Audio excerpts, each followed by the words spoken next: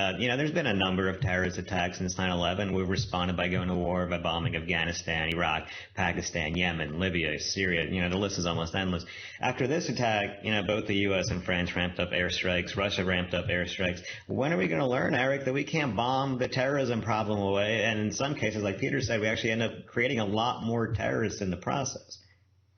Well, I agree that, especially that we do create a lot more terrorists in the process, because by bombing civilians over and over, you're creating new generations of angry people, as Peter was touching on.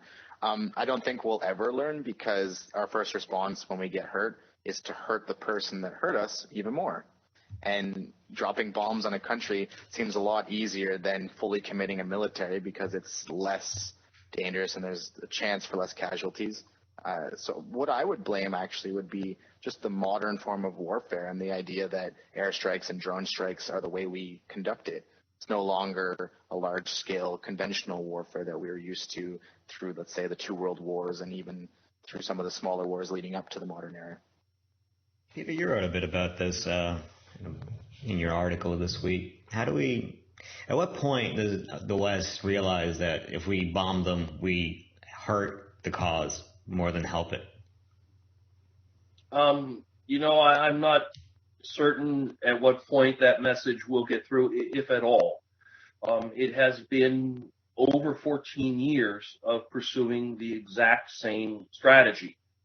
And it would be extremely difficult for even the most sympathetic person to that strategy to argue that we're better now than we were then, that we've got less threat facing us, that there's less terrorism in the world, that fewer parts of the world are controlled by terrorists or ungoverned space that are sort of waiting to start growing terrorists.